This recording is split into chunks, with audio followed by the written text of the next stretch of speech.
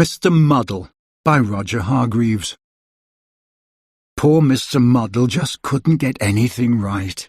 Everything he did, everything he tried, everything he said was muddled. Totally, utterly, completely, absolutely muddled.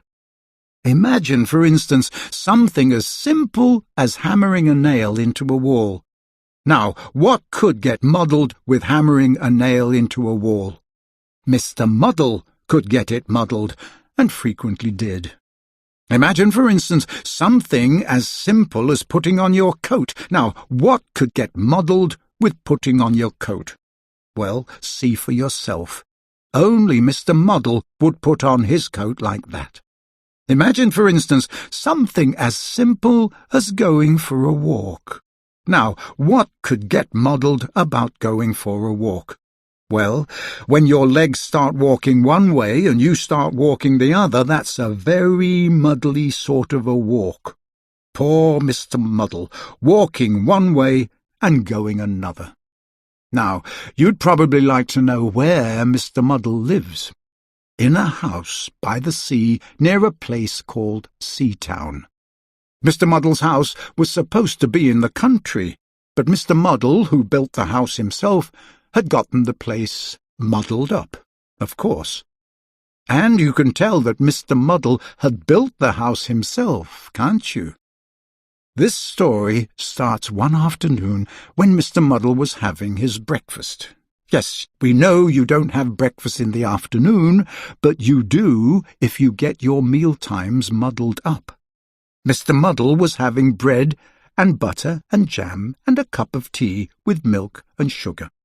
He spread the butter on the table, and then spread the jam on the plate, and then poured the milk on the bread, and then filled the cup with sugar, and then poured the tea on the bread. What a terrible, muddly, mixed-up breakfast! That afternoon, after breakfast, he went for a walk down the beach near his house in order to work up an appetite for supper. He met an old fisherman called George, whom he knew quite well. "Good afternoon, Mr. Muddle," said George. "Good evening," replied Mr. Muddle. George smiled. "How would you like to come fishing with me?" he asked. "Oh, no, please," replied Mr. Muddle eagerly. "Help me push the boat out from the beach," called George. "Right-ho," said Mr. Muddle, and pulled the boat farther up onto the beach. "Oh, Mr. Muddle," said George, and had to show Mr. Muddle the difference between pulling and pushing. However, eventually, somehow or other, they managed to get the boat out to sea. "Now, let's fish," said George, dropping a fishing line over the side of the boat. "Right-ho," said Mr. Muddle, and dropped himself over the side of the boat. Splash! "Oh, Mr. Muddle," said George again. It wasn't any good, and they didn't catch any fish, and so they decided to go home before it became dark. "Help me pull the boat up onto the beach," called George. "Right-ho," said Mr. Muddle, and pushed the boat back into the water. George was just about to say, "Oh, Mr. Muddle," again, when he had an idea. He smiled to himself. "Help me push the boat out into the sea," George called. "Right-ho," said Mr. Muddle, and pulled the boat up onto the beach. "Well done, Mr. Muddle," said George. Mr. Muddle smiled a smile and went home. George smiled a smile and went to tell everybody. The following day, in Seatown, Mr. Brick the builder asked Mr. Muddle to hold his coat for him.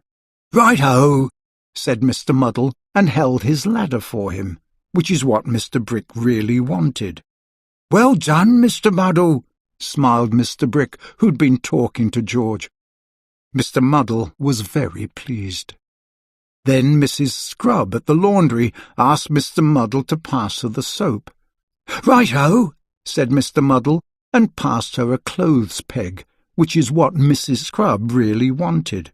"Well done, Mr. Muddle," smiled Mrs. Scrub, who'd also been talking to George. Mr. Muddle was extremely pleased. And then Mr. Black, the coalman, asked Mr. Muddle to lift a sack of coal down from his truck. "Right-ho," said Mr. Muddle, and lifted a sack of coal up onto the truck, which is what Mr. Black really had wanted all along. "Well done, Mr. Muddle," smiled Mr. Black. George had talked to everybody. Mr. Muddle was delighted. In fact, Mr. Muddle was so delighted, he decided to go home and cook himself a large meal to celebrate. Roast turkey and peas and potatoes and gravy. He put the turkey in the cupboard to cook. He peeled the peas. He put the potatoes in the refrigerator to boil. And then, do you know what he did? He tried to slice the gravy. Oh, Mr. Muddle!